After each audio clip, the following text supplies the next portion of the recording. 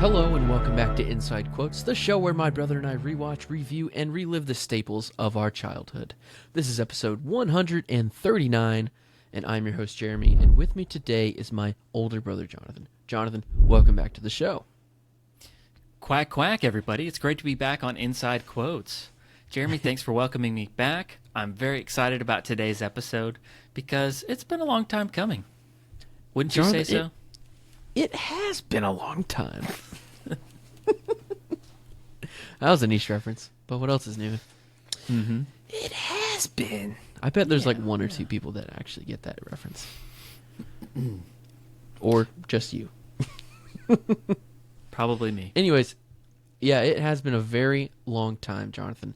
And I actually have some stats since the last time we've covered Harry Potter. Okay. Hit me with it. Jonathan. Well, okay.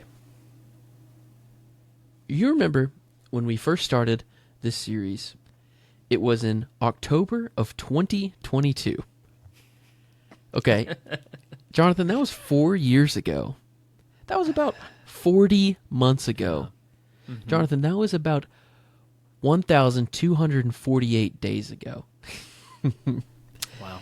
Do you know what we said before, though? We also said we are going to try and do one Harry Potter movie every month for the next 8 months. But, however, you did say that we ain't making no promises. Yep. So, I mean, and you I held was up good to my that. word. Yeah, you were. No promises now.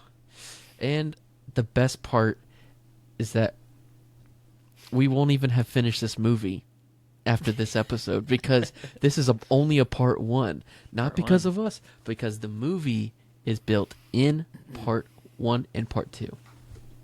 Okay. Should we get into this? Or... Yeah, we don't have any like updates or anything, so this is part where we do that. Okay.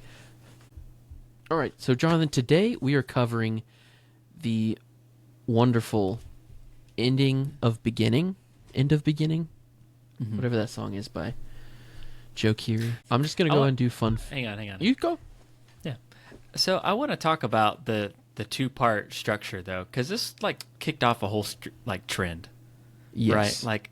Yeah. I don't know how often they did it, but like all these books that were like getting, franchise movies, after like they split up Harry Potter into the final book into two movies, everyone else started doing it. Twilight did it, Hunger Games did it. Yep. That might be it, but I just remember like they're fan still of these doing movies, it today. Wicked they Part did it 1. with Wicked, Yeah. Wicked Part 2. They've got Dune Part 1, Part 2.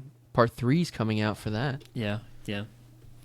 I didn't even know it was a part 1 when I watched it. Like, I think I got to the end of the movie and it was like, end of part 1. And I was like, all those movies are like 3 hours long too. I was like, I don't think I'm going to stick with this.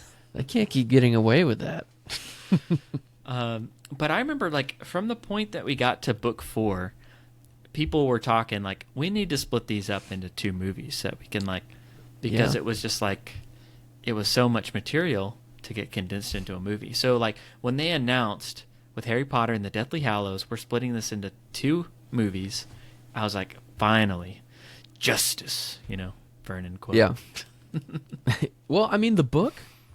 Okay, I also made some stats for how lengthy this is and how good of a decision this was, because this movie is 2 hours and 26 minutes long, making it the 5th longest movie in the series. Just a part 1 of the book. Okay. Wow. The longest one is, of course, Chamber of Secrets, which is 161 minutes. Then we've got Goblet of Fire, 157 minutes. Half-Blood Prince, 153 minutes. Sorcerer's Stone, 152 minutes. And then Deathly Hallows Part 1 is 146 minutes. Then we have Prisoner of Azkaban, Order of the Phoenix, and Deathly Hallows Part 2 is the shortest movie. But still, if you combine the two, we got a long movie. Close to 4 hours, probably. Yeah. When we talked about doing this originally, I kind of wanted to do that, was to just like watch them back to back, but it didn't work out that way this time. Not really have 4 hours to spend watching it. So. Right. And we inevitably would be talking. I mean, our episode of Goblet of Fire was split up into two. Mm-hmm. So I'm sure we can keep talking about this for a long time. And there's a lot to talk about. Probably wrapping it up all in the next episode, of course, because that's when it all wraps up. We got to. It's not like there's any other, Fantastic Beasts movies to talk about or a new Harry Potter TV show. So we got to get it all out in the next 2 episodes. That's it. Right. That's it. Mm-hmm. Harry Potter, kiss it goodbye. So, all that being said, this is taken from the source material, Deathly Hallows, in Harry Potter and the Deathly Hallows. And there's the British version for the people that hate on this version. Whatever. It is the second longest book in the series, behind Order of the Phoenix, obviously, by about 70-ish, 100, about 100 pages. But there's 607. You look like you're just like sizing it up off screen, You're just like judging and counting the pages, What about like about well, I do have all the pages page thicker? counts. I have all the page counts in my notes, but precisely, Order of the Phoenix is 766 to 870 pages, depending on your. I didn't get the right print. the right print. Depending on the print. But book 7 would be 759 pages to the 870 pages. And then Goblet of Fire is the third. Half-Blood Prince is the fourth. Prisoner of Azkaban, fifth. Chamber of Secrets, Philosopher's Stone, obviously. The shortest book. But I also split it up into what if J.K. Rowling printed out part 1 and part 2 of Deathly Hallows? What would that be? According to where it stopped in the movie with the book, the first part is about 477 pages worth of this book, and then the rest would be 282 pages. Wow. But there's a lot, like that's an important 282, so, I mean, it's all very important. So there's my timestamps.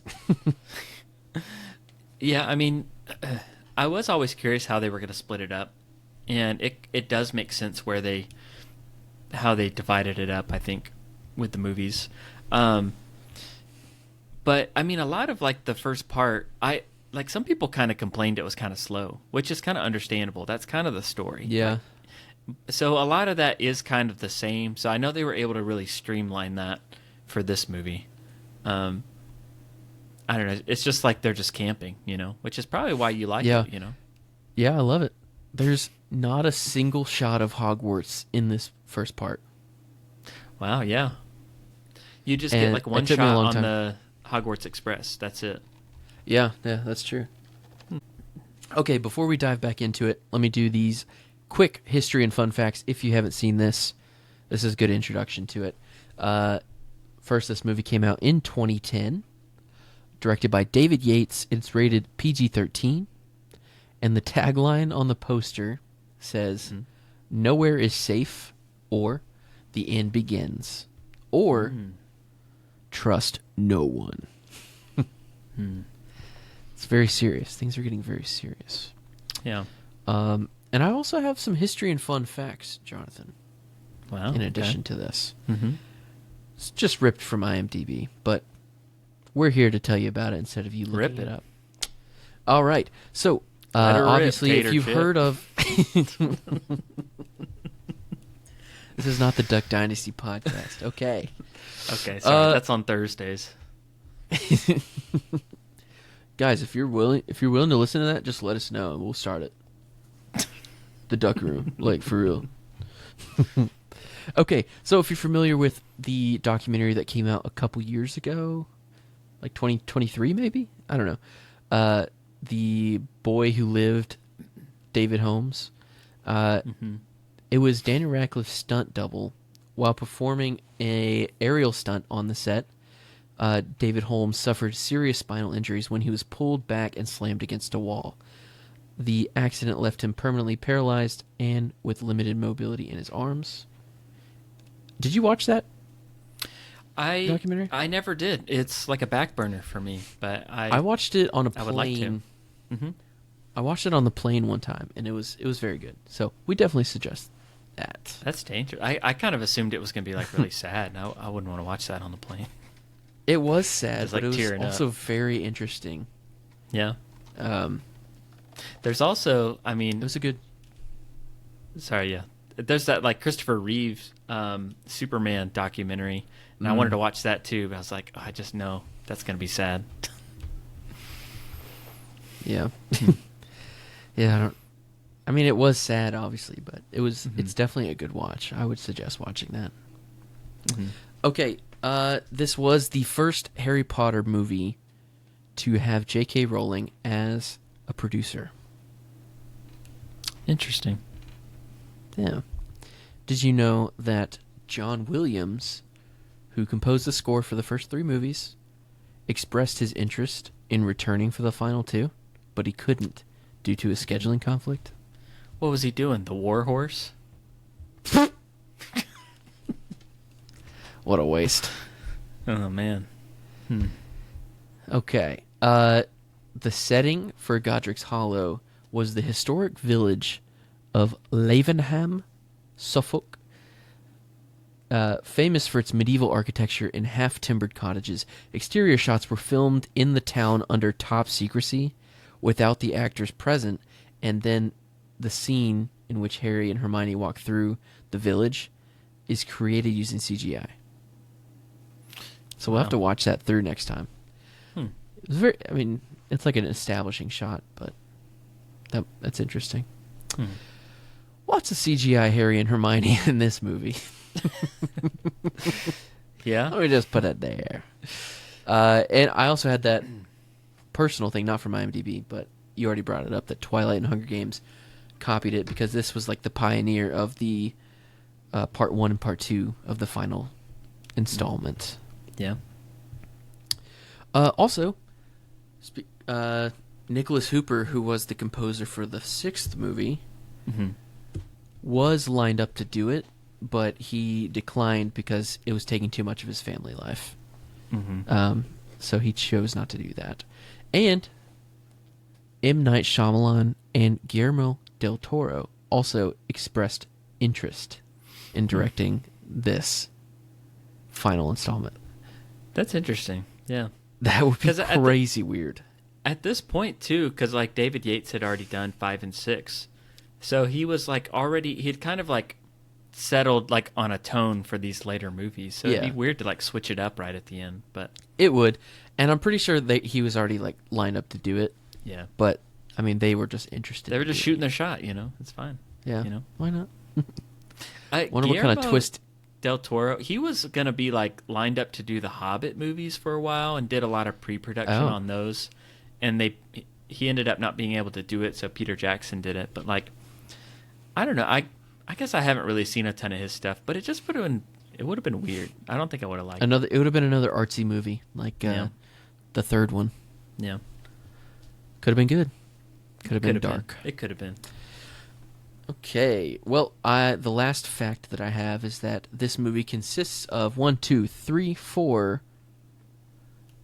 actors that have also been in another movie. Alan Rickman, Helena Bonham Carter, Timothy Spall, and Jamie Campbell Bower, who played Vecna, is in this movie, by the way. They were all in Tim Burton's Sweeney Todd. Okay. Yeah, I did the same thing. I was watching this movie and I like paused it on like the photograph of Grindelwald, and I was like, "That's Vecna. What is he doing Vecna. here?" Mr. What's-It's in this? So I never knew who he was until, I don't know, Stranger Things. Really, he's apparently someone that's been in like a lot of different franchises in like small bit parts. Yeah, but yeah, interesting. I have a piece of trivia too. Do it. I was curious what J.K. Rowling's favorite like adaptation. Did you say Rowling was. or Rolling?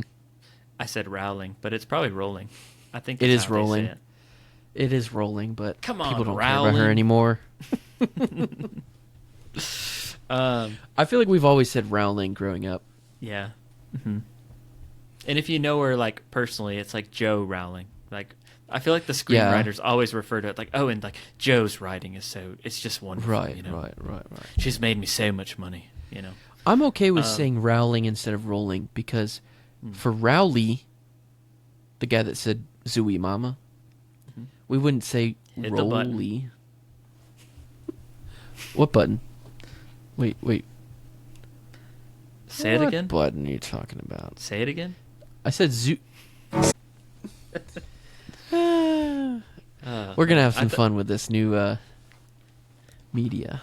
I thought you were just setting that up just so you could use that soundboard. No, I forgot about it. I was just talking about, and then I had to just say Zoo. I don't know. Okay. I was just gonna say J.K. Rowling. Okay. She was asked what her favorite adaptation was, and she said that Deathly Hallows Part 1 was like her favorite one. Well, because she was a producer. I was gonna say that makes sense now. She was a producer now, and she's like, "Yeah, that was my favorite one." And it was something that was like she was asked at the premiere, like back in 2010. So she was just like saying, "Oh, the new one, the Yeah. new one's the best one." Oh, I But that's lost you. false. Everyone knows Chamber of Secrets is the best one. I lost you for a good 10 seconds. Not gonna lie. I came back. Okay. Do you got me now? Yeah, but you're very blurry. Can you hear me though? Doesn't matter Yeah, what I look like. Everything's good. Okay, I won't look at you then. Sheesh. Zooey mama. Okay, well, that's about all of our fun facts that we've got. What is like the overall reputation of this movie in accordance to the other movies? I know J.K. Rowling's opinion of it, but Are you asking for my opinion, or just like what is like, what do you general- think everybody thinks about it? Because I feel like people don't like this one as much. Yeah, I just judging based on the Rotten Tomatoes score, this one is like in the 70s, which is kind of lower, versus like all the other ones are kind of in the 90s or 80s. So I Yeah. think that most people will say it's okay, it's all right. What makes it better is the two parts together. But like watching just part one on its own, it is kind of like a bummer, Yeah. sort of. I might disagree with it. I don't know. I really love this one a lot. Mhm. And I forgot how much I liked it. Hmm. But when I was watching it, I was just thinking of all my different like hopes and dreams for the movie when they announced it. Like, do you just remember like the finality, like that feeling that was looming, like this series is about to end and it's Yeah. about to come into theaters? I was scared. And it ended up being like, I remember just watching this the whole time, just soaking it in. Yeah. Um, Do you remember seeing it the first time? Oh, yeah. Very much. I remember it being controversial because this is my first experience with sheltered kids being like, I can't watch this movie. Not because it's like witchcraft, but because of that weird PS3 Hermione and Harry like Uh-huh. hallucination from the Horcrux Yeah. of them kissing. Mm-hmm. And people were like, dude, you can't watch this. This is bad. And I was like, what are you talking about, bro? Okay. Yeah. That looked horrible. By the way, that was some bad CG. Your mom said she would prefer me as a son.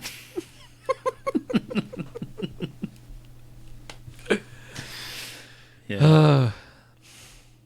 Yeah, not great. Not great. But I don't know. I feel like I can't be upset with this movie, period.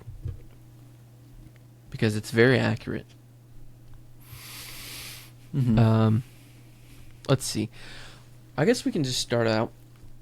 One of my first notes that I wrote while watching this was the opening scene when Hermione obliviates her parents. Mhm. And obviously that's so sad. But I realized whenever she said, "Coming, Mom," she said that for the final time. Hmm. And I feel like a lot of that was just swept So- under the rug Mhm. until they went to that camping spot after they were being chased. Yeah. There's a little like quiver in her voice when she says that too. Mm-hmm. So in any of the other, I guess it wouldn't say in the epilogue, but like any of the Pottermore stuff or anything, is there anything that talks about her like getting her parents' memories back later or anything like that? I don't think so. Mm-hmm.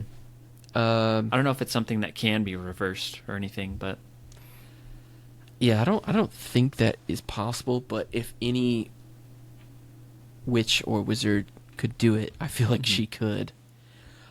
I try and block out anything that I read in the Cursed Child book because that was horrible. yeah. So I really haven't checked out Pottermore in a long time, except for right now Mhm. when I am about to share the biggest news for the HBO show. Okay, let's hear it. All right, I'm sharing my screen. Oh yeah. I saw. Have you seen that they... Okay, yeah, so they have casted all of the Hogwarts students, all the side characters. We've got, on the Gryffindor, we've got Oliver Wood. We've got... Oh, I don't know. We got Katie Bell, Angela Johnson. I don't know who's who in here because we haven't seen this yet. Alicia Spinnet and Lee Jordan. What's So that's- crazy? No, go ahead. Oh, it's fine. Go ahead. What's crazy is like, I look at these kids and I'm like, I don't know who any of these people are. They don't look like the characters, but like Yeah.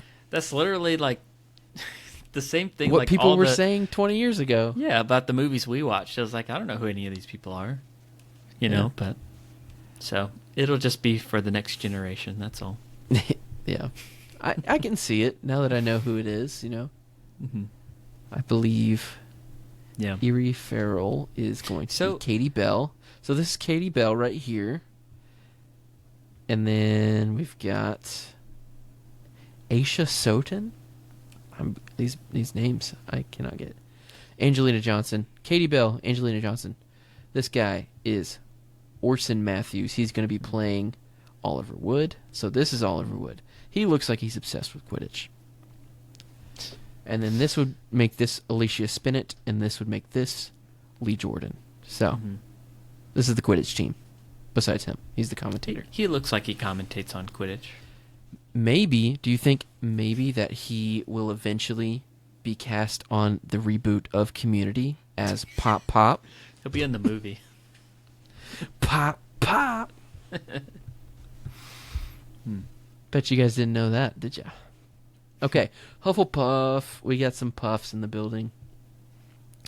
India Moon, Jasmine Lewin, Ken Eagle Service. What? James Trevelyan Buckle. Okay. Well, they're going to be playing Hannah Abbott, Justin Finch Fletchley, Ernie McMillan, and Susan Bones. Hmm. So that's Justin Finch Fletchley, Ernie McMillan, Susan Bones, Hannah Abbott. Okay. Ravenclaw, we've got... This guy just seems so happy. I believe this is Terry Boot. He was always in the Okay. book, which you didn't Okay. get a lot of Terry Boot in the movies. Yeah. We've got Penelope Clearwater. And that's Penelope Clearwater, I think. Which, is she supposed to be older? She looks a lot older. Maybe she's just taller. Yeah, I don't know. And then we've got Lisa Turpin, which I've never even heard of that. And then... Or, that would be Lisa Turpin. And then this is... Padma Patil. Okay. Alright, Slytherin. There's a lot here. We've got... The Slytherin Marcus Flint. Man, my... screen is horrible. It's hard to track all the ups and downs. But Yeah, sorry. Anyways, we've got one girl here, and that's obviously going to be Pansy Parkinson, Mhm. and then Marcus Flint, Graham Montague, Adrian Pusey, Terrence Higgs, all these like Quidditch people that weren't like famous. Like Crabbe and Goyle aren't even in this. Yeah. So these are like most Has of the Quidditch Malfoy people. been announced? Oh yeah, he was one of the first. Okay. I couldn't remember. I can't remember his name, but Yeah, that's all they've got so far. Mhm. And then I also saw another addition for when they do the third movie, the third book. I mean, this was just an idea. Take it for what you want, but I think it's a great casting, and that would be to cast Snoop Dogg as this guy right here, this legend, Slug Smoke. All right. Okay. And that's all I've got on the news for that. Harry Potter news. Okay. Yep.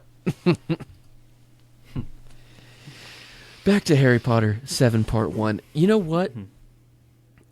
I'm actually having a hard time. Like, I can see all these kids playing in Sorcerer's Stone and even, like, Chamber of Secrets. But it's hard to imagine this new cast that's been announced, which we haven't seen any of yet, and that might come with time, obviously, but it's hard to imagine them being, 20-something-year-old people and doing Deathly Hallows, like camping and like having Ron and Harry like fight. That's kind of hard to Yeah, imagine that's true. right Yeah. now. Yeah. But it must have been hard for everyone else to imagine 20 years ago. So Even then, they didn't even know where it was going because like they had only had yeah, 3 books guess at the time yeah. when they started the So movies. So I guess it's a unique perspective for us since we know what the end is going to be like at this point. like I feel like I remember hearing that J.K. Rowling like had shared some information with Alan Rickman so that he could like basically about Snape and Harry's mother. That way, like he knew how to play it a little bit better earlier on. But Yeah. like for the most part, most people did not know until like the book came out, and then they're like, "I'm gonna be doing what?" So, like I was even thinking about this. Emma was like, I have to kiss Dan and Rupert in these movies. Like, I mean, you're hiring like a 10-year-old kid, right? And Yeah. then like 4 books later, I was thinking about like the sequence where like the Triwizard Tournament and Daniel Radcliffe had to just film underwater for like weeks. Like that's Yeah. like stunt work. And he was just like I have a feeling they're not going to teenager, do that again. And he chose that himself. Yeah. I have a feeling with it being a TV budget, they won't do that. Unless they want to be really good at it. But we'll see what Dominic decides to do. Do you have any memories of the book? Like reading the book for the first time or when it came out? Okay. It came out in 2007, and Yeah. I was not really able to read those. Like, I read them eventually, and I definitely read it before this movie came out. Mm-hmm. And it's one of the few movies I actually did read before seeing. Mm-hmm. But I do remember us getting them. I think we had 2 copies. And it was during the time where we were, like, redoing our carpets Yeah. in our I was house. going to bring it up. Yeah. Yeah. And we had 2 went copies. to camp. And Oh. when I came back from camp, the house was like torn up because there was like flooding. Like there was like a leak in the bathroom. And there was like mold in the walls and stuff. Yeah. So that Yeah, I took remember out some that. drywall, and then we redid all the flooring. And yeah, I'll let you keep going. But like, I was like, what is happening? I just realized, yeah, you weren't even there. Okay, so it came out. The book came out while our carpets were ripped up and everything. And I guess we just took a day off of work. And I was working, obviously. But Mom and Justin both got the first chance to read the books. And they both read them at the same time. Mhm. And they read them all day.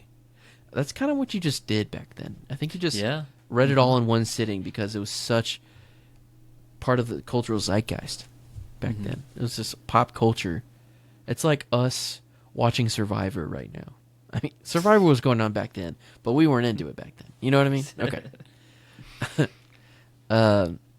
They were like, I'm not going to get any spoilers. Besides, social media wasn't even huge back then, but they were worried about getting spoilers. Come on. But I do have a remember... story about that, though. Go ahead. You can keep going. No, I remember I was excited for, like, the book to come out and everything. And Yeah. I've never done this before, but I, like, set up, like, email alerts for, like, Deathly Hallows to, like, if there was, like, updates and things like that. I remember, like, getting, like, Did any you kind of really? news. Yeah, I'd never done that before. I've never done it That's since. insane. But I remember being, like, so excited for it to come out. And it was, like, I feel like I turned it off pretty quickly because I was just getting stuff all the time. Yeah. But I remember, like, the day it came out, maybe based on one of those, like, alerts that I got, I found this, like, post on, I don't even think it exists anymore. There used to be this thing called, like, Yahoo Answers, and it was basically like Reddit is, where you could ask questions and anybody could answer it. And people were asking questions about the book, and literally someone just posted, like, a list of the all the characters that died in the book and the page number. Oh my! And I started goodness. reading. I saw it, and then I glanced at it, and I saw the first few, and I was like, "Oh no, I can't look," and I got like turned away. And so, but a few things got spoiled for me, and I was like, I don't know if that was real. It's probably someone it's probably just fake. made it all up, you know. Hedwig's sure not enough, really gonna die. I get to page 51, and Hedwig dies, and I was like, "Oh man, he's right." Man. And then Moody. Yeah. You thinking what I'm thinking right now? No, I'm not, but I'll point at you. Do you want to? Yeah, no, you're thinking what I'm thinking. You want to rank the deaths in Harry Potter and the Deathly Hallows Part 1, don't you? We could do that. Okay. Well, I've got a list. And by ranking, I mean how sad it was in general. Not how good the character was, but how sad it was when they died. Okay. So we're starting from, like, 5 down to 1, you know? Like, most sad is at the end? Jonathan, there's more than 5 people. There couldn't be. Well, I did write a couple funny ones. First one being the Granger's memories, their brains, rest in peace. That won't count. And the other one was George's ear. Rest in peace. He's holy. He's holy. Okay. Well, let's go over... I'll just say the names and then we can go through how they died. So Hedwig, he was killed in flight in front of Harry, and it was symbolic of ending his childhood, that J.K. Rowling said in an interview once. Just hearing Harry go, no! Like, it was very so sad. So that's up there already. I feel like Moody's death was swept under the rug because it wasn't even shown. It just said, Malloy's dead. Yeah. Killed in flight, betrayed by a coward. It's sad, but, like, I feel like he knew what he was doing. So I feel like that's on the bottom. Yeah. Let's go Charity Burbage. Contender for maybe the worst, I would say. Most sad. Severus, we're friends. Gets tortured all day. Is floating in front of all the Death Eaters above a table, upside down, all day. Pleads in front of a friend. And then once Voldemort kills her, feeds her to a snake. That's the worst. That's the worst death right there. Gotta say it. Maybe not as bad as Bathilda Bagshot, who was also eaten by a snake from the inside. Can we take a detour on that right now? Sure. Why? That whole sequence is so confusing to me every time. And it's not just the movie. The book is confusing too. Yeah. Like, I feel like it just comes out of nowhere. I don't know if that's like Bathilda Bagshot? Maybe it's just the Godric's me. Hollow scene? Yes, with Matilda. Yeah, and the whole snake thing, like inhabiting. Yeah. her.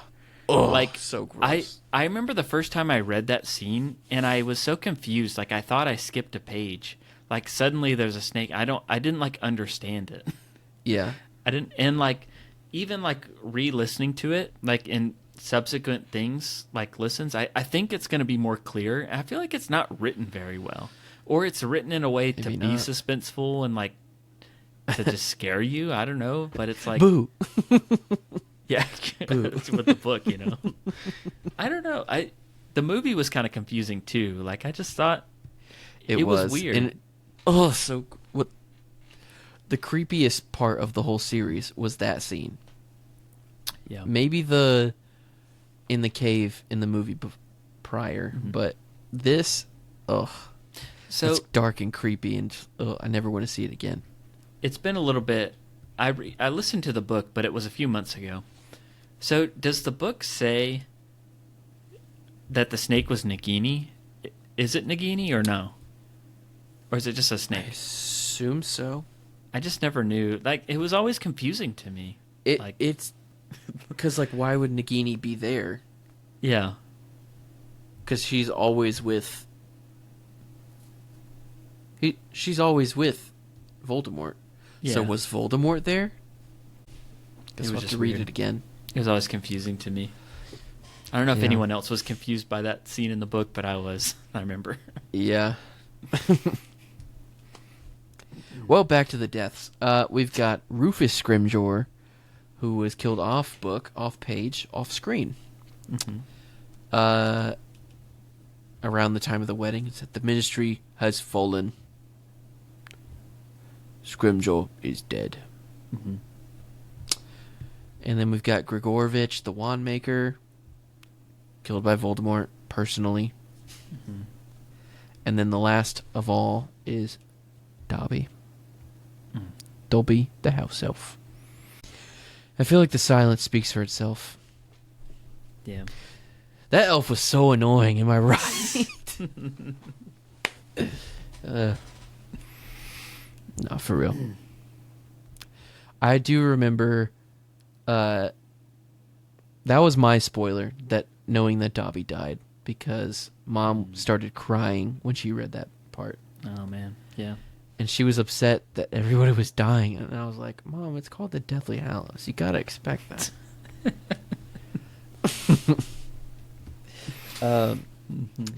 I remember her theory. Do you remember her theory? Maybe we brought this up in the 6th movie. She had a theory before the 7th book came out, period, that she wanted Dumbledore to come back somehow with his Patronus being a phoenix. So whatever that means, like, the magic wasn't invented yet, but she just wanted him not to be dead. But she was like, the phoenix, he's like part phoenix or something. Maybe he's like an animagus, and he's a phoenix. So he can just be, he's just a baby Dumbledore somewhere. Yeah. And then Harry might adopt him. No, I just added that part. Albus Severus. We've got a theory on us right now, live on Inside Quotes. Albus Severus is actually Albus Dumbledore? Let's get us on that YouTube theory rabbit hole.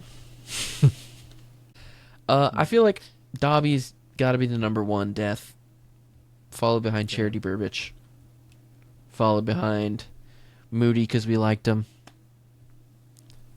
Matilda Bagshot is just so gross. Oh yeah, Hedwig. Oops, already forgot about that bird. Whoops. That bird is a liar. That bird's a I'm liar. Brian Fellows. Tracy Morgan in the new Harry Potter TV show. Who's he playing?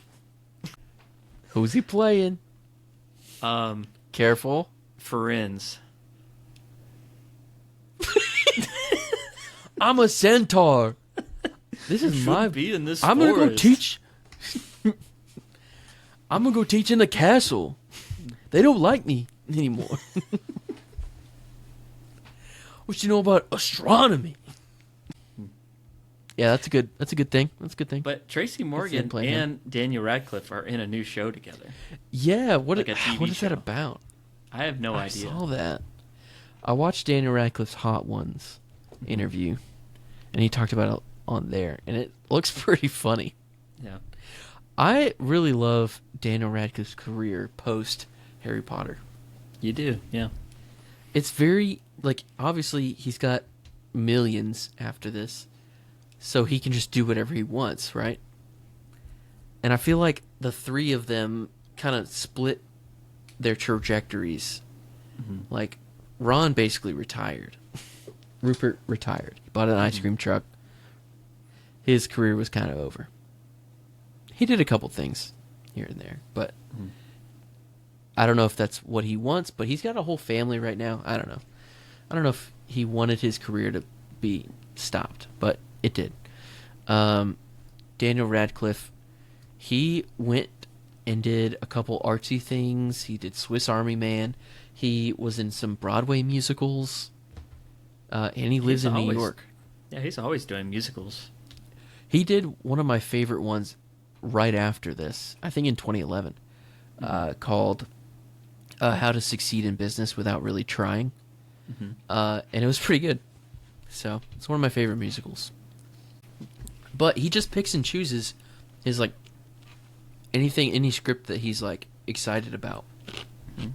He doesn't do any, like, blockbusters. Like the Weird Al biopic. Yeah, he just does what he wants. The guns with hands thing. Swiss Army Man was crazy. He did like some South Africa biopic. Escape from Pretoria, I think. He did a lot of different things. And now he's doing more TV. Yeah. But, like, good for him. Like, he does what he wants. Yeah. Now, Emma Watson went on to do bigger things, I would say, but she still does what she wants. She did the Beauty and the Beast remake. But she slowed down recently. Like, I don't know if she's been in a lot since that Little Women movie. Yeah. That was a while ago. I don't think anything. Yeah. But she can do that. She can retire. She'll probably be back for something. But yeah. Anyways, where were we? What were we talking about? The Matilda Bagshot being like, "I'm a snake." Yeah. Talked about that. I'm just going through my notes and making check boxes so that I know what I've talked about. I don't know why I've never done this before. Well, just to go back to the book stuff, I was going to say, I remember 2007 coming out. Yeah, we were doing all the stuff at the house, trying to, like, fix the house and renovate the floors and stuff. And I remember it being like that. We were constantly working, but, like, anytime we got, like, a break, we were, like, running away to, like, sneak a few pages in of, like, Harry Potter while we could, you know? And so I remember that being exciting. Also, that was when just we like, got the books. yeah, after. We had to wait for the other two books to be done. Because those books were like $30 each back then. Yeah. But it was also exciting because, like, the Order of the Phoenix movie was coming out at the same time. Yes. So it was like that summer was like the summer of Potter, I felt like. I don't know if it ever got bigger than that. Like, it was just like that movie was coming out. The final book was coming out. It was just huge. And then it was, I mean, it was still a big deal when the movies came out. But then there was kind of a certain sadness, at least on my end. It was like, oh, this is like coming to an end soon, you know? Like, I know. Like, it was exciting that the last book came out, but then we still had more movies to look forward to. But yeah, when these came out, it was like, this is kind of the end of, like, I don't know, even just the era of, like, the 2000s of, like, all these other franchises that had, like, come and gone, like the Star Wars prequels and Lord of the Rings, Spider-Man. Like MCU hadn't really, like, barely started. Or we didn't even know what it was yet, really. It was just Avengers Iron Man. wasn't out till 2012. So it was like, it was kind of just like, this is like the last, you know, hurrah of of these like franchise films that I loved. So I remember I was really excited that they were splitting it up into two, but there was a little sadness of like, oh, it's all coming to an end now. Yeah. I remember we We went were and like, saw what it. was going to happen next? Yeah. What comes after Harry Potter? Yeah. Hunger Games, I guess. That's true. Yeah. Is that a I don't know. hint? I was more of a Divergent fan myself. Dude, Divergent was so good until you like got it on DVD. Then you watched it and it's like, oh, this is the worst. What a Hunger Games wannabe. Yeah. So this was the 2000s was such a good era. Mm-hmm. And that's just like our dad saying like, the 60s were the best. Mm-hmm. Well, what else you got on your notes? All right. So in the Death Eater meeting at the beginning, there were a lot of different Death Eaters sitting there that usually aren't there all the time. Like Lucius is there, Snape is there together. It's like, this is it. This is the big thing. This is the big meeting. A lot of them seemed uncomfortable until I realized that there was a big snake slithering around all the Death Eaters. Yeah. Nagini, obviously, but I just put myself in that seat and I was like, yeah, I would not be comfortable either if that thing was just around me. Yeah. Obviously, Voldemort could kill me at any time, but there's a snake right here. Not about that. I do remember watching in theaters. You remember watching this in theaters and seeing Harry open up his under the cupboard year one bedroom? Yeah. It felt like it was like fan service at that point. Like in a good way. Yeah. Like it was, I mean, that was in the book. Yeah. Just opening his bedroom door.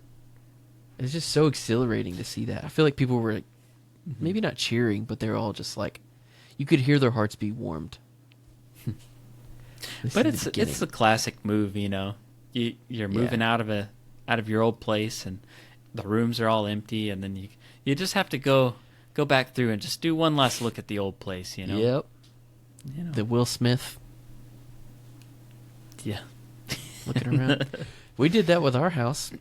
One of our houses that we moved out of, we had a Razor scooter, and you remember we scooted around the empty house as we moved out as the final thing.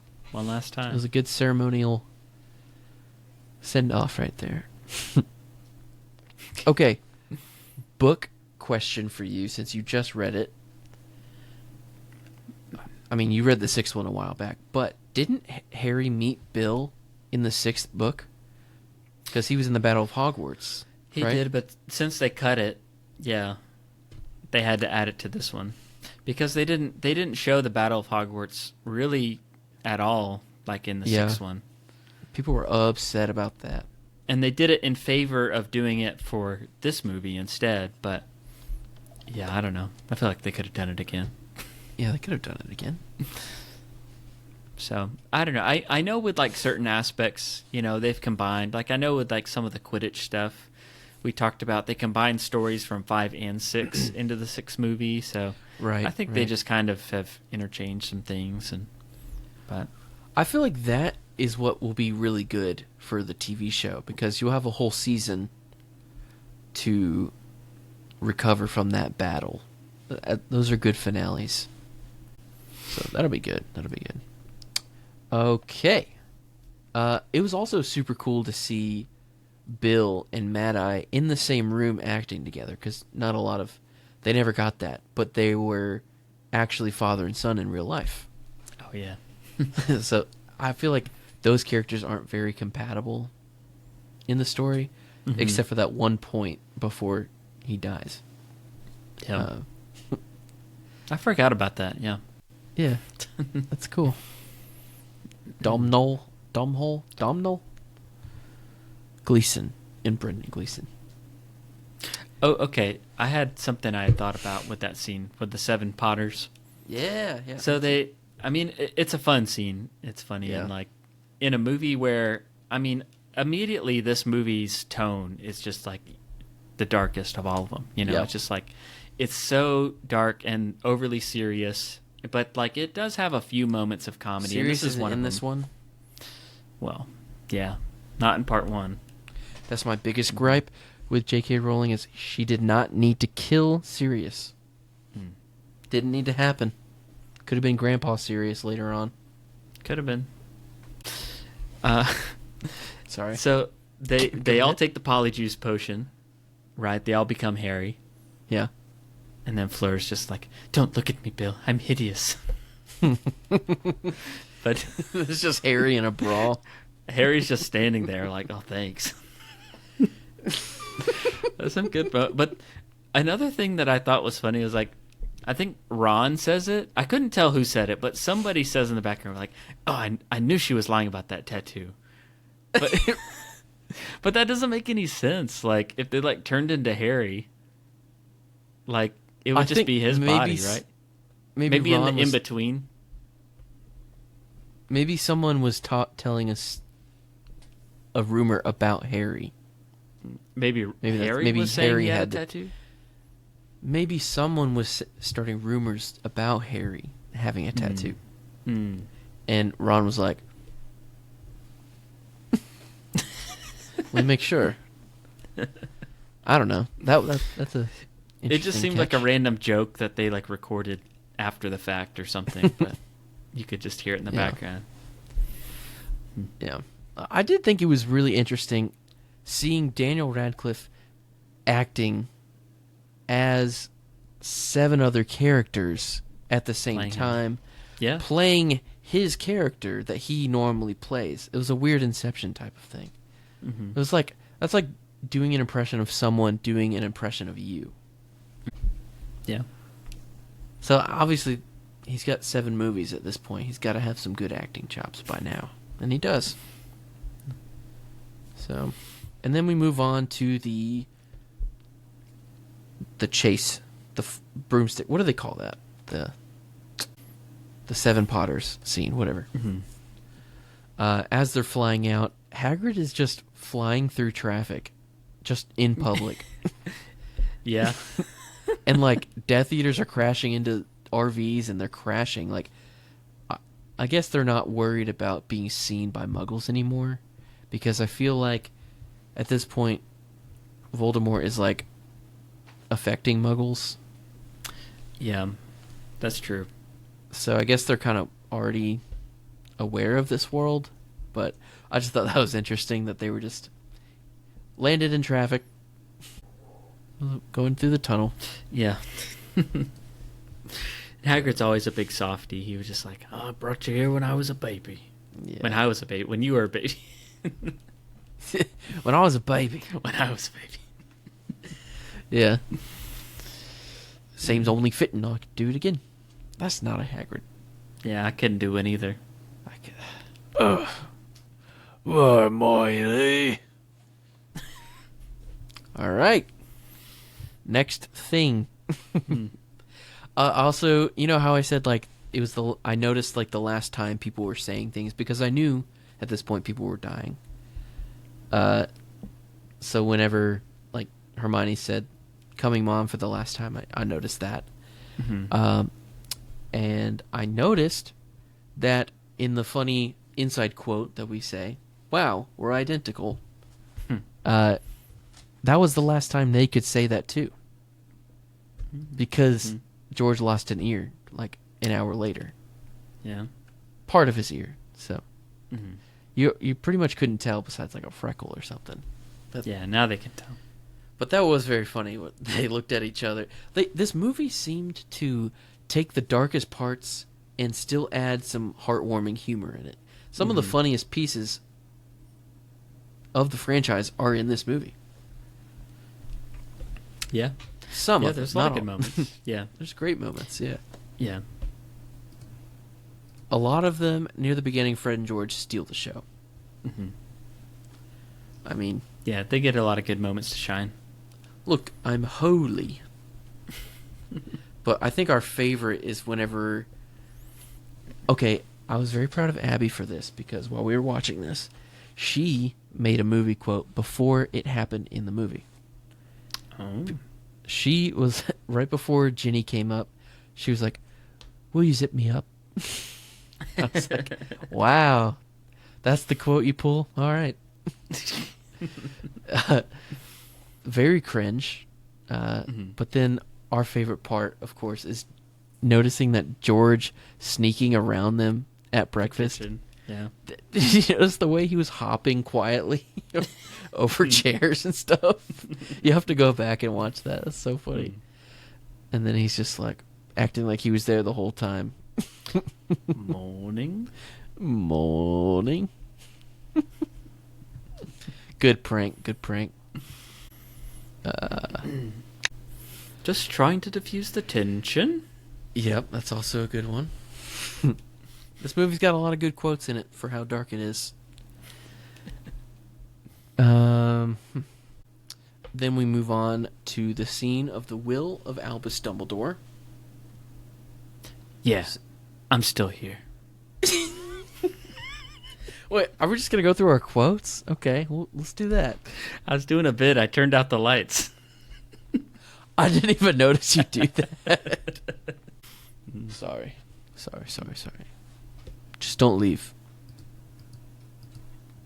But if you need it, you've got your Deluminator. Yeah. Now I don't know where to go. Should we quote? Shall we quote? Hey, You've here's already gone another- through most of the ones I wrote down. Well, I had a note about like the book, aspects of the book that I really liked.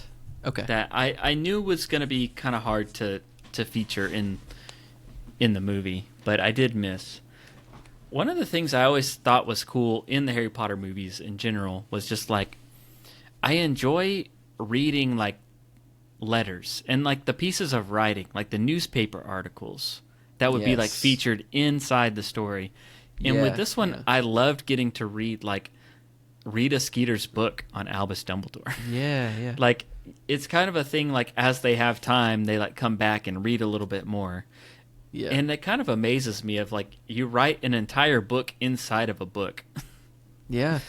But not only She's that, good. but like the tale of like the Beetle and the Bard, like all of those stories like Mm-hmm. are featured in the book as well. I guess not all of them. The Three Brothers is like actually told in the book, but Yeah. I don't know. It's just, but I Rabbitsy remember rabbitsy. like wabbity wabbity, liberty bibbity, Liberty Bibberty. Rupert Grint can be the new spokesman of Liberty Bibberty.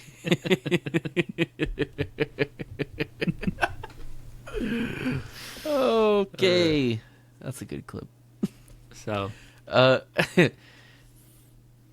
yeah. yeah, I mean, I don't know how you really do that in the movie. It's kind of hard. They did a little bit of it, so you see like She just picked up the book, basically.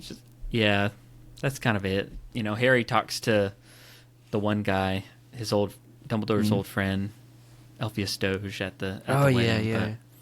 but, everything is so streamlined in these movies and in Deathly Hallows. And one of the things that's hard about it is like I just know there's so much more lore and more like conversations Yeah. in the book that's hard. But I also know that the book is like the movie is actually very faithful. Like it's Yeah. just going so fast and like simplifying things, and I get it. But there are some of those things I was like, oh, I wish they spent a little more time on that. But Yeah, like, I guess I can't remember it because I haven't read it in a long time. But you did read the book, right? Recently? it was a few months ago. But yeah, Okay. Do you remember how did the Sword of Gryffindor just appear in the bottom of the lake? like the actual answer Yes. in the book. Yeah. Because it just showed up. And I obviously think- that's a characteristic of it, but I don't know. If if I remember correctly, I could be wrong, but I think Snape puts it there. Okay. Yeah, I because think he had Snape, the dough. Snape had access to it because he was the headmaster of Hogwarts and he had it. And yeah, Oh. it was his Patronus, so he actually hid it there for them to find. I think. Gotcha. That makes so much Spoiler more for sense. part 2. That makes me love him a little bit more. I knew because of the dough, but I didn't realize that Snape already went there first and put it there. Okay. Yeah, That's a safe spot for it, I guess. I guess In a pond?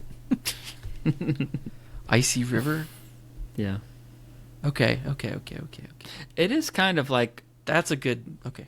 Sorry.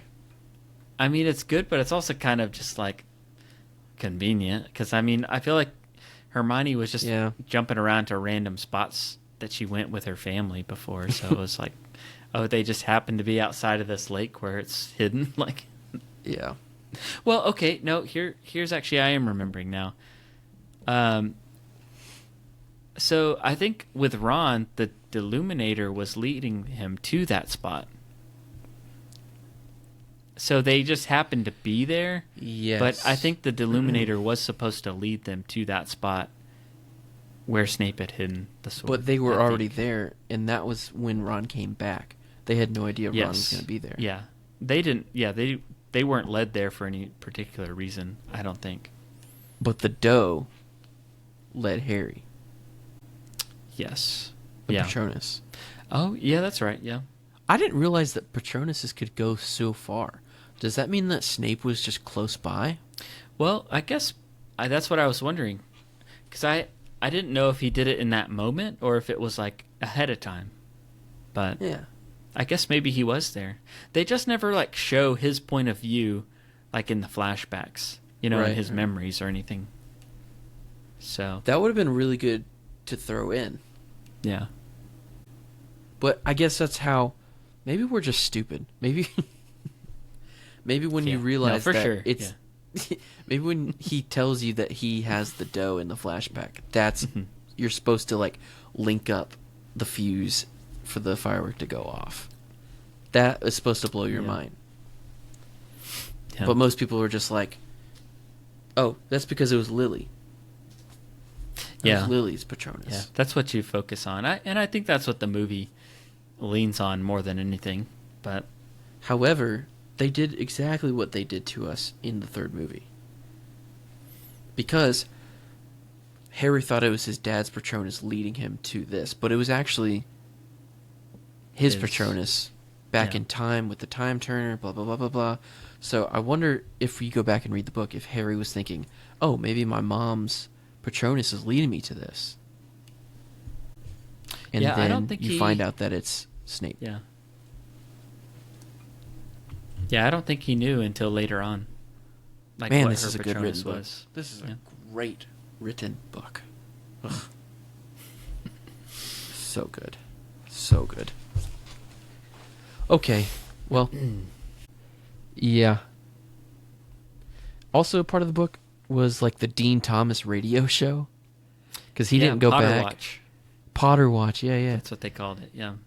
I don't recall them talking about it in the movie, but because I had subtitles Yeah. on, I saw in the background where they had the radio going, Yeah. you could hear bits and pieces, but I read the name like, this is Dean Thomas, blah, blah, blah, blah, blah, blah. But they didn't, like, make it a big deal. It was just very faint in the background. Did it even sound like Dean, like the actor that played Dean? No, it It didn't. didn't to me. No. Yeah. I was disappointed on that too, because I remember that being something I liked hearing.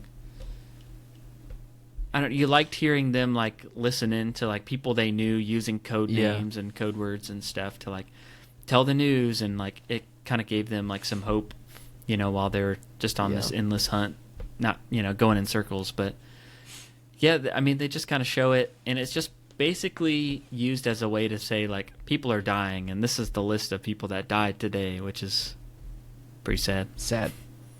Yeah. Like the cannons at the end of each day. In Hunger Games. Yeah. I don't know why I got Hunger Games on the mind lately. Okay. Yeah. Does that mean that Dean Thomas is technically the first podcaster in the wizarding world? Maybe. No, this is radio. Like, they didn't have iPods. It's radio. That's true. Mm-hmm. But he's a podcaster at heart. Yeah. Okay. Which of these characters are the most likely to start a podcast afterwards about this era? Fred and George. Except Fred dying. Oops. I mean, yeah, they're an easy like duo to go to. You've got Lee Jordan. Yeah. He's like a commentator. I feel like Seamus would like always be trying to get people to do it, but like people wouldn't join him. I don't know where that comes from. Even Dean, who had a radio show, wouldn't do that. That makes perfect sense.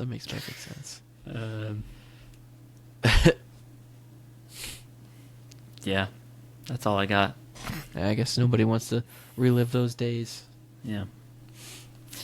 It's probably a bunch of Hufflepuffs probably are the podcasters, to be honest. Yeah, just like another perspective.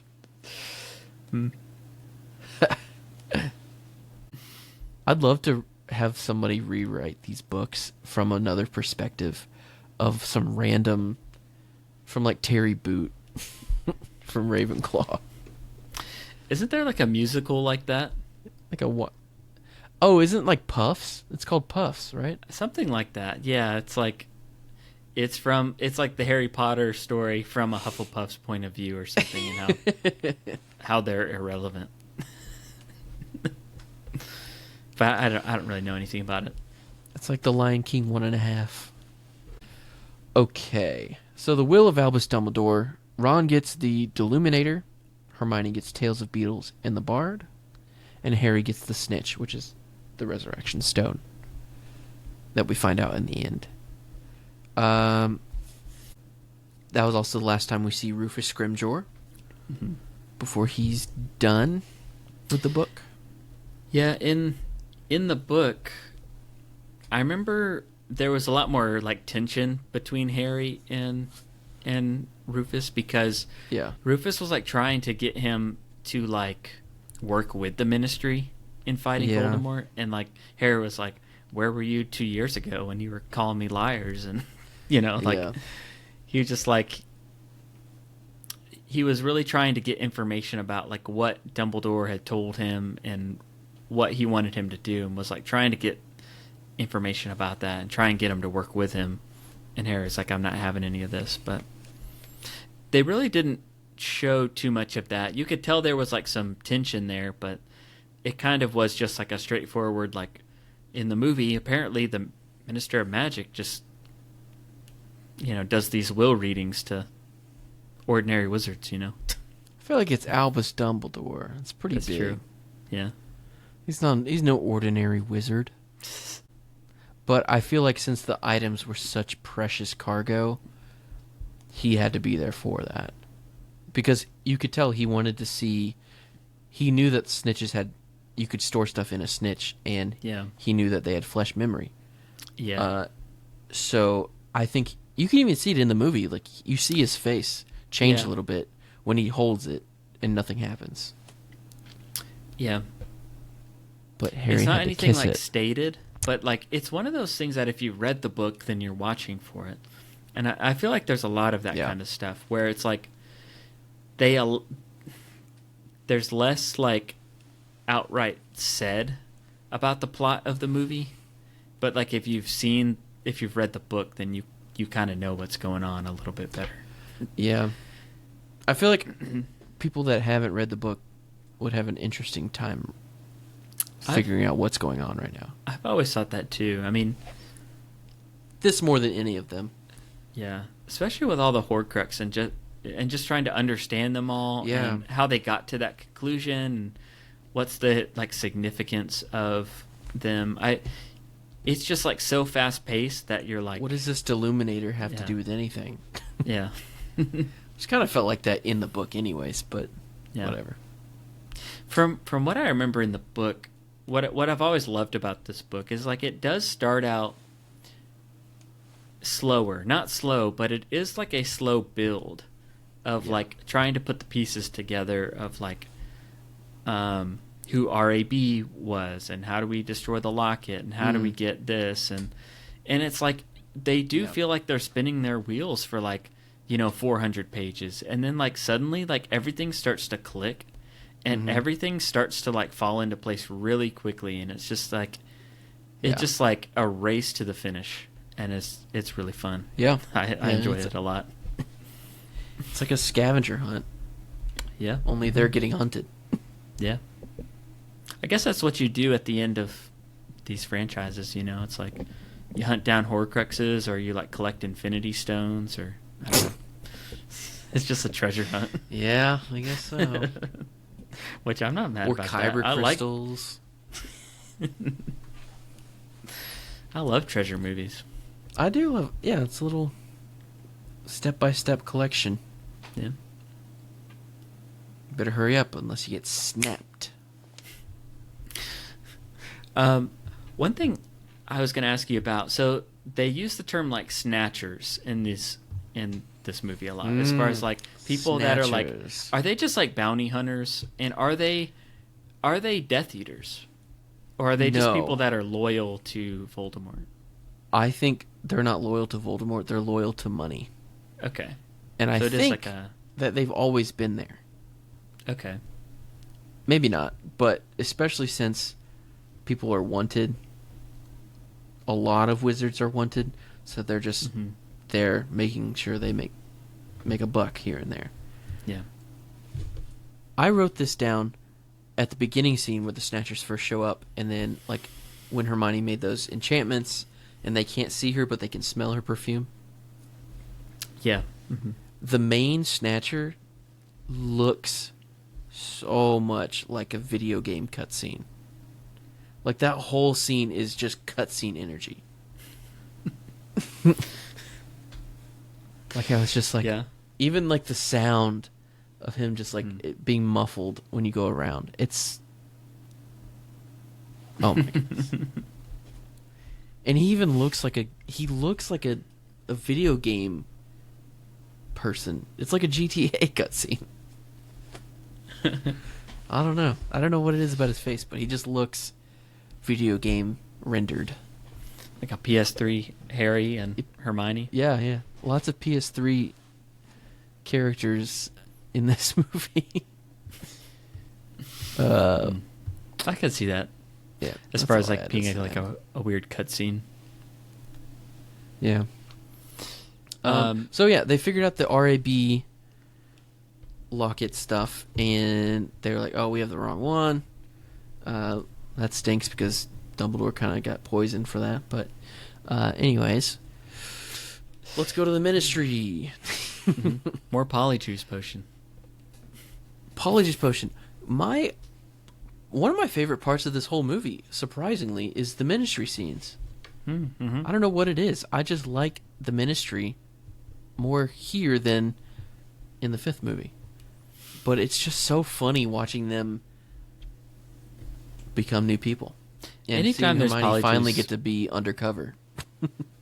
Yeah, anytime there's Polyjuice Potion, it's usually a funny scene. It's just like swapped bodies kind of thing, but like Ron trying to like comfort my wife. Yeah, exactly. Ron, you don't have a wife.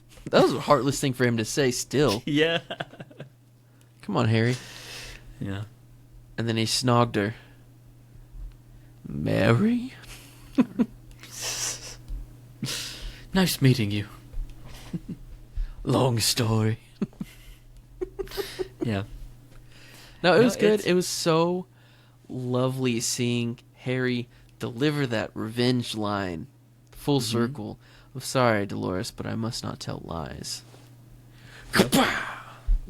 And then Hermione steals the locket off of her. I remember when I was reading the books being confused about whether Umbridge had died at the end of the fifth book or not. Like I knew that I guess I knew that she didn't die, but I just never really expected to see her again. Mm-hmm. So when she like showed up again in like Deathly Hallows, I remember like that being kind of a cool callback for me anyway. And like surprised that like I thought like usually you think, you know, the person gets their comeuppance at the end and like they get taken out of like, you know, their work, but like she just goes back to her job at the ministry because she's corrupt. Yeah. But anyone else would have been like, okay, you're fired. You know, you did all this stuff at the school. This isn't right, you know. So, but I remember it being a cool, I don't know, it was good to see her back, even though she's like one of the worst Good to characters. see her back. One of the worst characters. Yeah. But somehow, now that Voldemort is fully at large, she's less intense or less intimidating. But it is brutal in that trial when like she's basically just calling that witch like a liar because she's like, "Where'd you get this wand?" And she's like, "I got this at Ollivander's when I was 11 years old." It's like, "No, you didn't." Okay, you're lying. Get a load of this guy.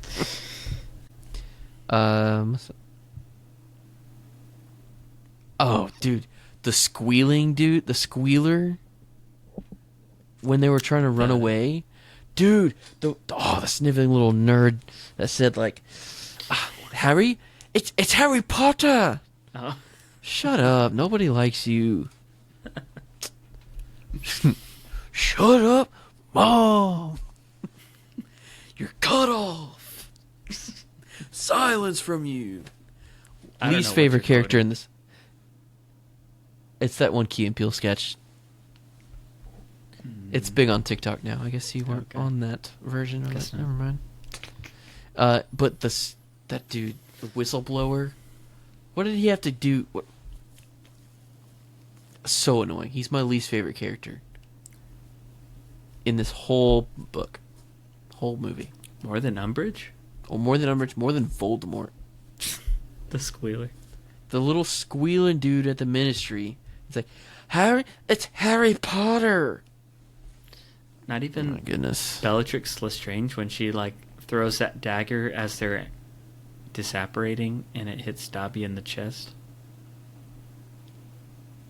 Still gonna go with the squealer? Like I said, that elf was annoying. Nah, he was getting a little too entitled though. Like we didn't need to be paying him for stuff. I'm about to get canceled by Hermione. No, he was not annoying. It's just a bit, I promise. He was a little bit annoying, but not enough to kill him. Never mind. Hey, just digging Moving a hole on. right now. Yep. Cutting some of this out. Okay. Like While I you're said. cutting, then hang on. I need to rub my eyes. Okay. I don't know. This computer screen is driving me crazy right now. I've noticed my new lights are a little bit distracting and tiring on my eyes too. Alright, back to it. Alright. I remember being disappointed that, like, I mean, for multiple reasons, but when they escape the ministry, they try and go back to Grimmauld Place, and they, like, someone tagged along. They found Yaxley, so they had to, like, disapparate again. Ron gets splinched, but so I remember that being, like, disappointing that they had to, like, just, like, be on the run for the rest of the time. Like, they had a nice, like, base to, like, work out of the house and everything, and now they've got to, like, camp. But I mean, they got everything they need in that tent. So, dude, that that little concealment charm or whatever it is, the tent being inside of the bag, it's like a double concealment charm. It's extra cool and impressive. That is a good witch right there. She's really talented. Yeah, I remember whenever they were in the sixth book, I guess, they were talking about learning how to apparate. Yeah. And then, like, hearing about splinching. And I remember that being scary. And then hearing and reading that Ron got splinched, I was like, oh no, is he, like, going to lose an arm? He didn't. Mm-hmm. Yeah. But we hadn't seen that before No, we hadn't. in any of the movies. We had just read it, obviously. And then here comes the scenes of the Horcrux around, because now they finally have the Horcrux, and now it's affecting people's moods. Mm-hmm. And It's Hermione's like the One Ring. It's like the One Ring, yeah. Mm-hmm. Hermione is just like, Harry, bro, eat a Snickers right now. Yeah. You feel bad. The dialogue is just like those commercials almost. It's just like... It was almost a Snickers commercial. And then, you like, feel better? Yeah. I half expected Lupin to pop out and be like, don't worry, it's chocolate. It's good for you. Don't worry. Oh, you should eat some chocolate. Trying to sell some Snickers bars. Mm-hmm. And Yeah, then... Ron starts getting jealous Yeah. and bitter. It's And the fourth movie all over again. a little bit, but yeah. More valid, I guess. And then, quite possibly, comes the most cringiest part of the whole franchise. Ooh, I was going to ask your opinion on this. I'll give it. But I will say, most people hate on this. And I agree, it objectively takes you right out of the movie. Listeners, if you're not familiar with what we're talking about, it's when Ron ends up leaving the tent, leaving the group, and then Hermione is wearing the locket, and she's feeling down in the dumps because, Ron left, and she's upset that the trio's apart. So Harry decides to cheer her up by dancing with her to a soundtrack song, not for the score, an actual soundtrack, which we haven't had a soundtrack song since Goblet of Fire at the dance. Like, can you dance like a hippogriff? It was like in-universe songs, though. An in-universe song. And this is just some, like, Nick Cave and the Bad Seeds song that was playing on the radio. So it's a Muggle song, I'm pretty sure. This one is. Anyways, everyone hates that because it's so awkward. Like, why would they do that? Why would they make you think that? Mm-hmm. What are your thoughts before I give mine? Well, I agree. I mean, okay, I always thought it was kind of an awkward scene, but I think a lot of people actually like that scene a lot. They like that it was added.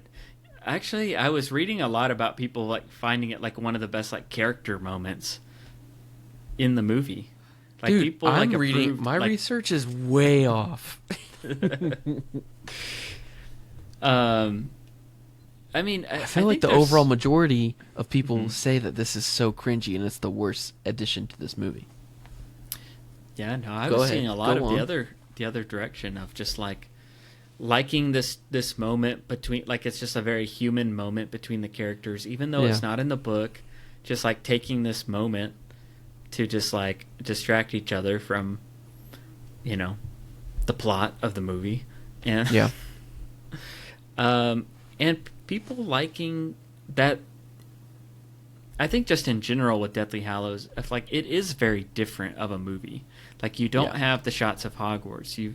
It's all very. It's a different style of shooting, honestly, and some people actually thought like the cinematography was like the best in this movie. So good. So, but they just thought it was like a good character moment. I mean, I keep saying it, but that's kind of it. Yeah. And people appreciated it.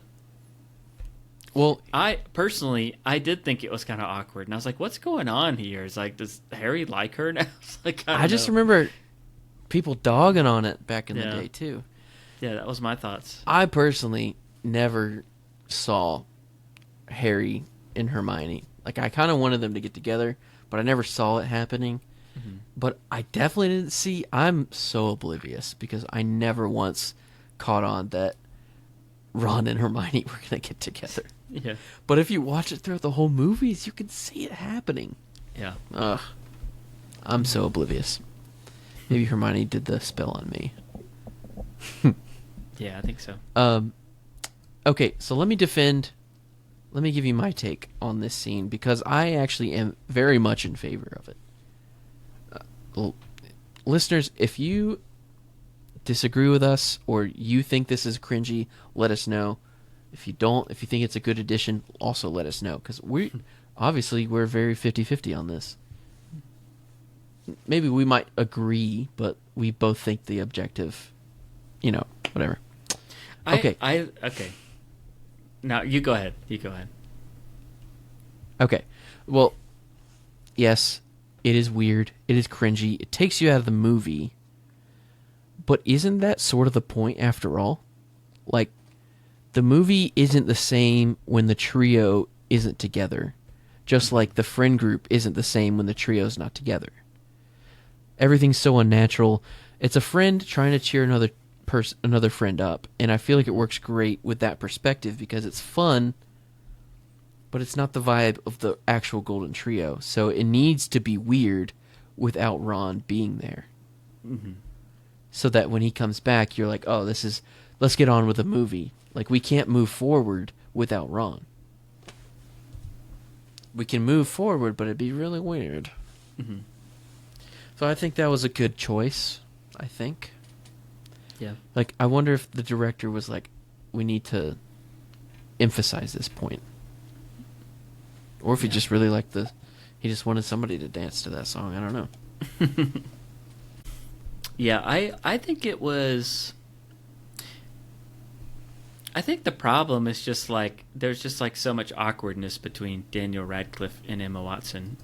So Very true, very true.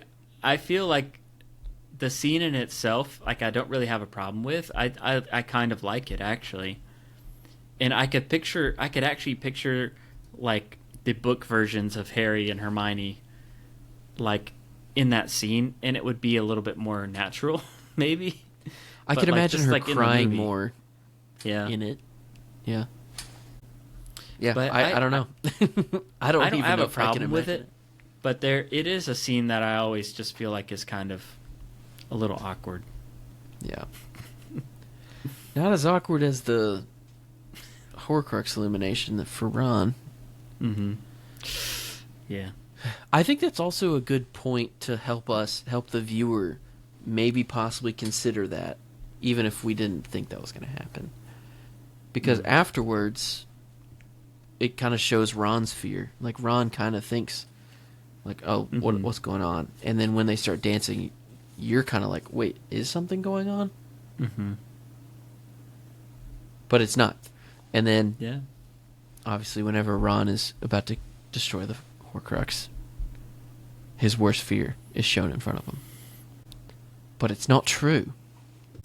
But I feel like, yeah. I was going to say, I feel like, just thinking back through the series, I feel like Ron gets faced with his fears a lot, like, throughout the books. Like, whether it's his, like, fear of spiders or just, like,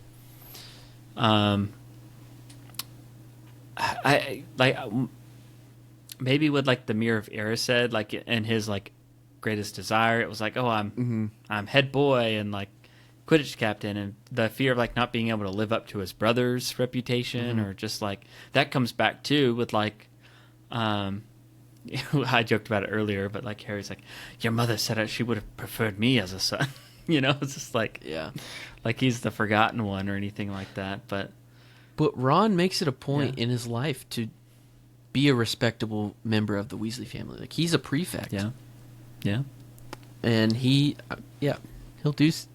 done and accomplished a lot of things. Yeah. Yeah.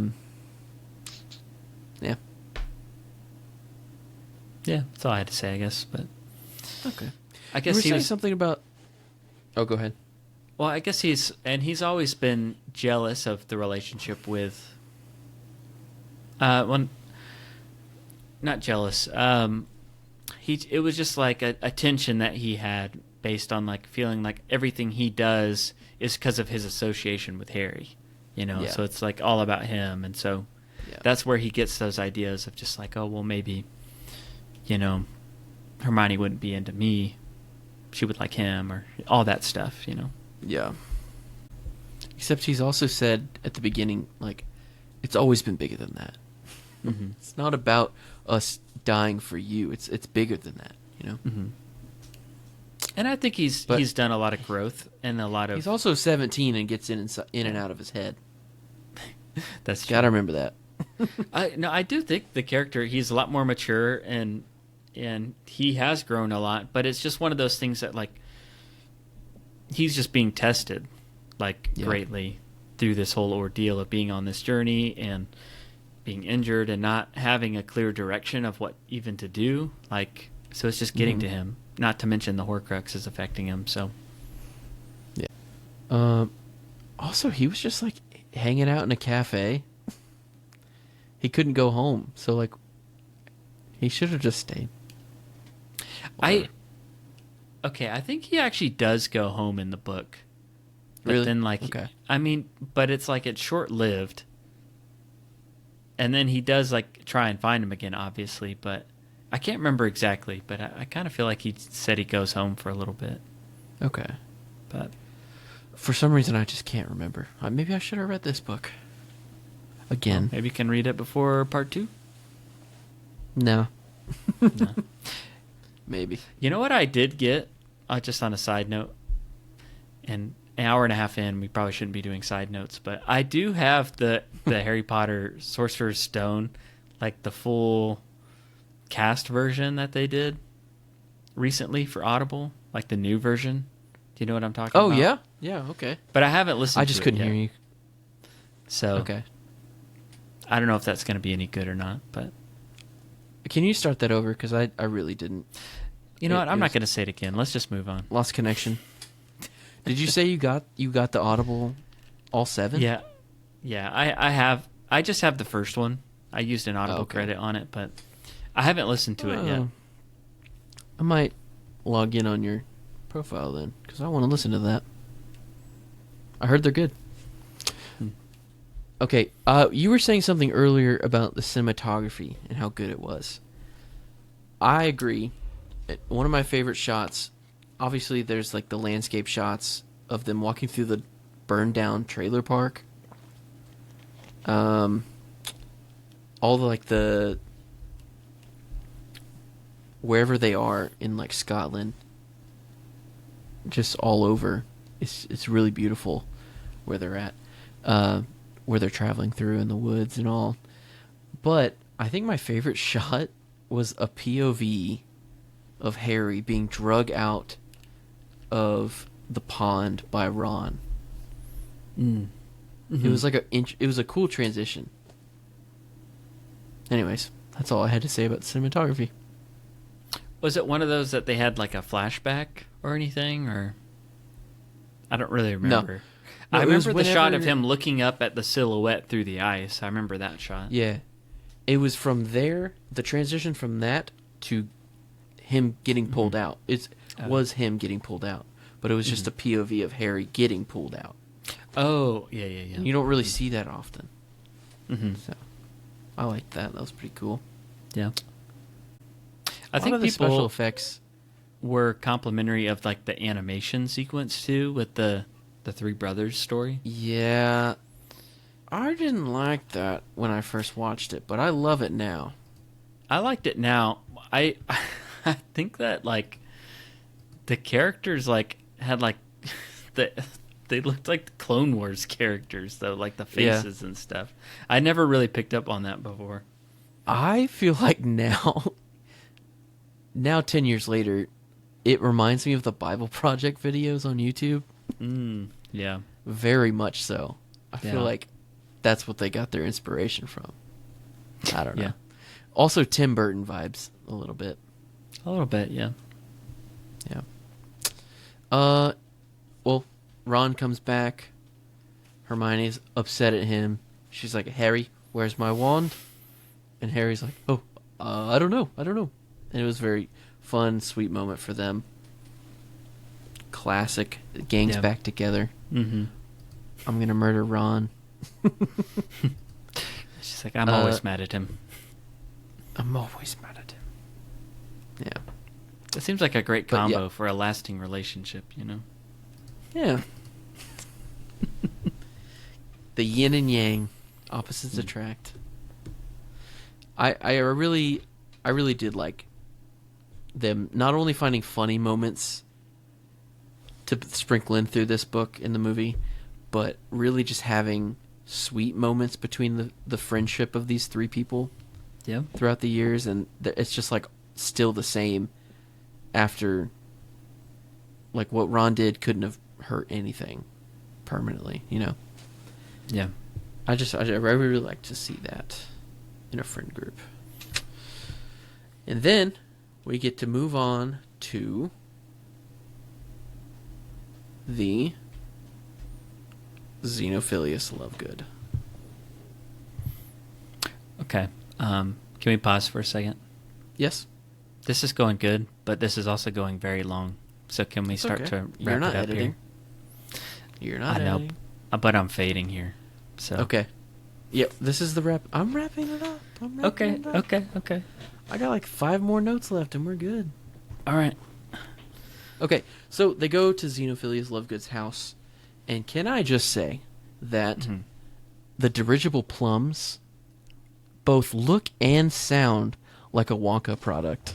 Dirigible plums. At the beginning, or at the, like, outside, there's a sign that says keep off the dirigible plums. Mm-hmm. The little floating things. Mm-hmm. They look and sound both like dirigible plums. Mm-hmm. You can hear Wonka saying that. You could hear all of the Wonkas saying that. Yeah. Timmy Original, Chalamet was because- hanging out in the bushes there. Yep. Timmy Chalamet. Keep off the dirigible plums. Yep. Johnny Depp could have done it. You can hear all 3 of them saying dirigible Grindelwald? plums. Whoa. I forget about that. Grindelwald had like 4 different actors. It's okay. Yeah. Let's not talk about Fantastic Beasts ever again. Okay, we can still talk about it. And then I didn't realize, because I hadn't seen this movie until like last year, but have you seen Notting Hill? Yes, I don't really remember it too well. Okay. It's a really good rom-com from the 90s. Got blank and blank blank. But one of the roommates of the main character is the same guy that plays Xenophilius Lovegood. Oh, okay. And he's just such a crazy... His name's Spike. And if you've seen that movie, he's just a crazy roommate. And it kind of translates to he's just Xenophilius. that kind of guy. That's just how he is. But he also plays the lizard in Spider-Man, The Amazing Spider-Man. So Okay, I knew that's that. Yeah. that's very interesting. His name's Reese something, right? Like Ephos or something. Yeah. Yeah, one of those weird Celtic names. Maybe not Celtic. And then he goes into that animation that you were talking about, but I do want to say something about this great cinematography transition from the crow feather floating into the wind and landing onto the pond. And I was like, how...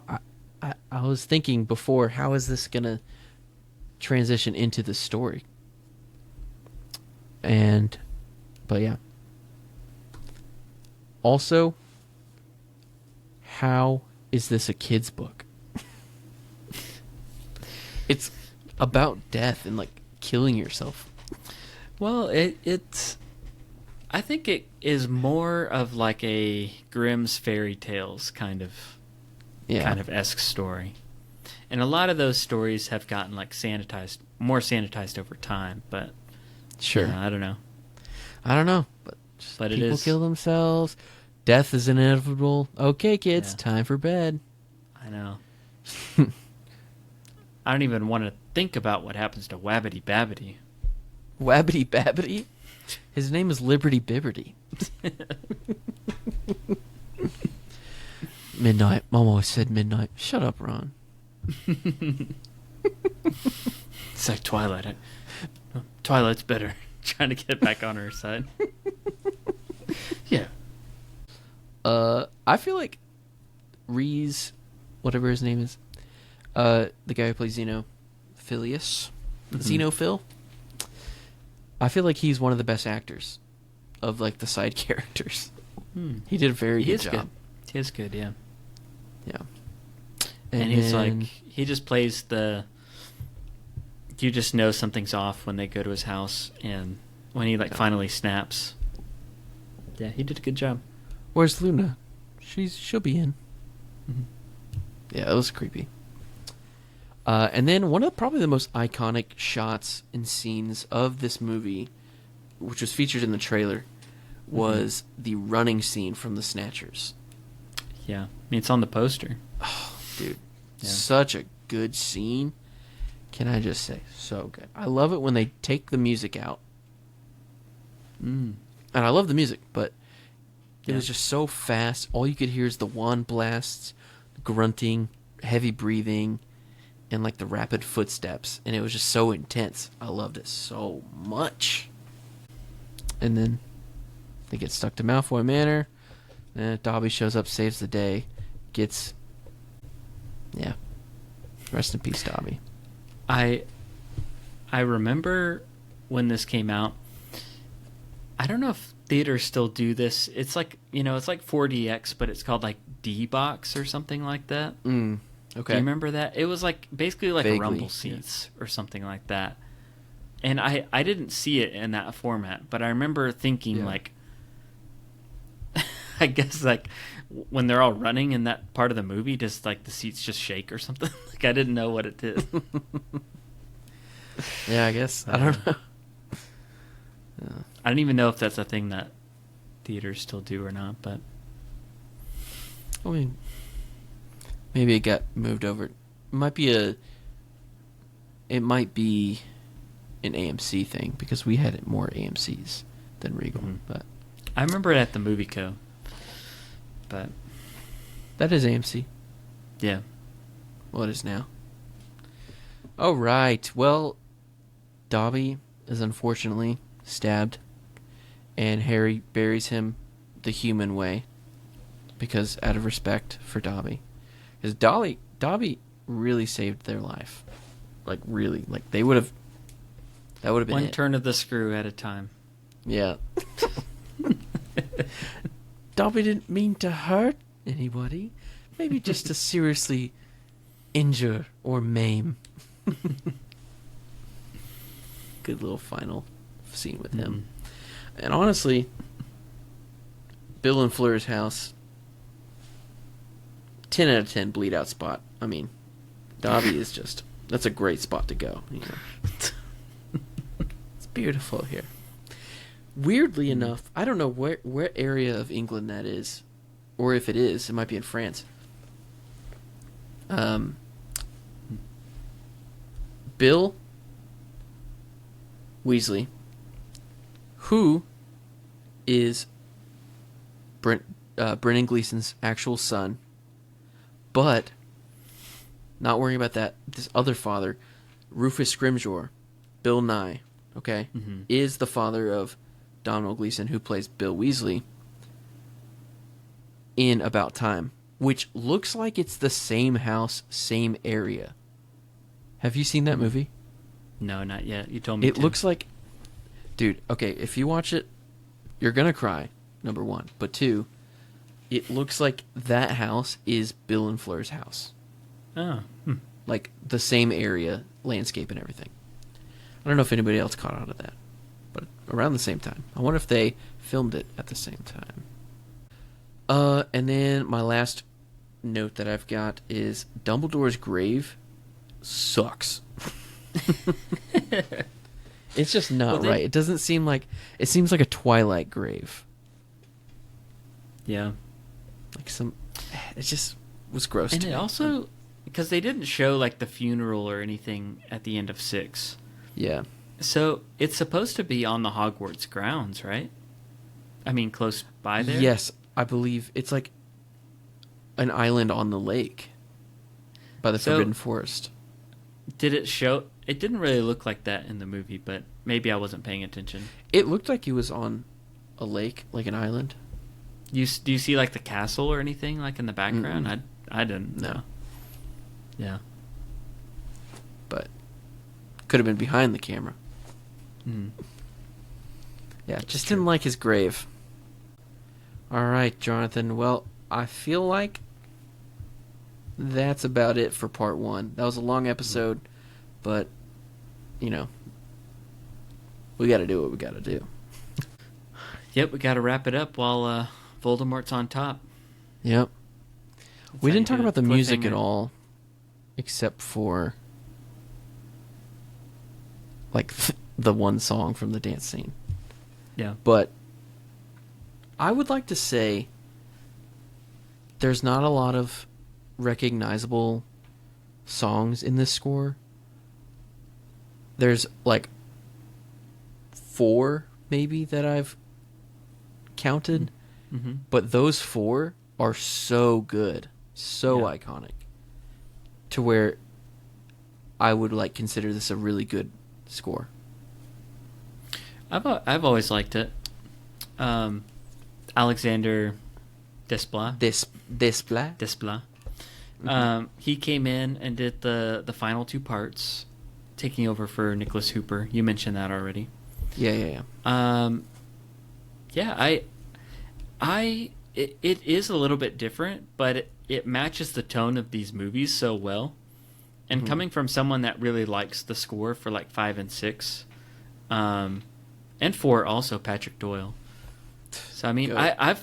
I feel like all of the composers they brought in to take over for John Williams have done just as good a job. Yeah, So I mean, agree. I like these two.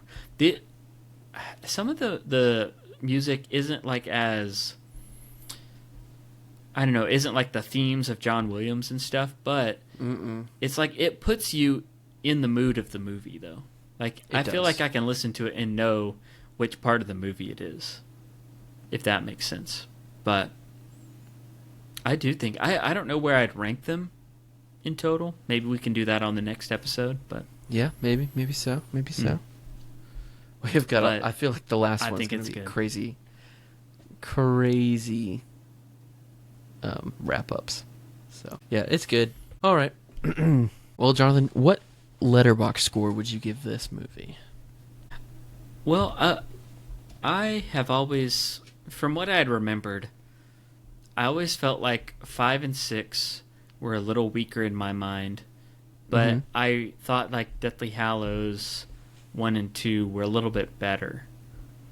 And so I think that I'm probably going to go with a 4 for part 1.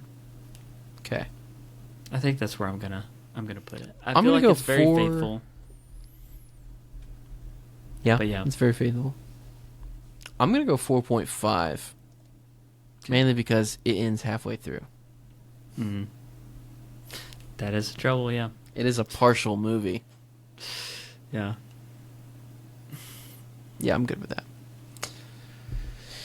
Okay. All right. Well, another day, another staple. Our only question left now is, what is your favorite inside quote from Harry Potter and the Deathly Hallows Part 1? I feel like ours is morning. I feel like we say that a lot. Let us know what your favorite is on Instagram at Inside Quotes Cast, or comment it down below on Spotify or whatever you're listening on. Oh, I got to do this and Yeah, read you off gotta do of it. Yeah. Well, let's just start over then, because like, so it'll flow. No, I better. was happy with it. Okay. Okay, let us know on Instagram at Inside Quotes Cast. And if you haven't followed us, go ahead and do that. And let us know if there's any movies you want us to cover on the show. Next week we will be covering a part 2 of a movie. Part 2. I'm not going to say which one it could be. That'd be funny if we did like Mockingjay part 2 Good. right after. Yeah, so our short was done by Bryce Bridgman, and you can find him on Instagram at GroovyBridge. And we would love it if you left us a 5-star review. It's hard for me to look down and read it at the same time. We used to do this just audio only. I know. That's okay. That's fine. You're good. Go ahead. And we would love it if you left us a 5-star review. If you do, we'll put you in the will of Albus Dumbledore. You can do that? Wow. I can do whatever I want. Can I get the Sword of Gryffindor out of that? It's actually cannot be found at the moment. Yikes. That's convenient. All right. Well, thanks for listening, everybody. We hoped you enjoyed listening to us talk about our childhood staples just as much as we have. And if you did, make sure you follow us on Apple Podcasts, Spotify, and YouTube. Subscribe to us on YouTube so that you don't miss out on a future episode. Also, if you like the show, share it with a friend. Until next week, we'll see you next time on Inside Quotes. We'll see you in part 2 of Inside Quotes. How about that?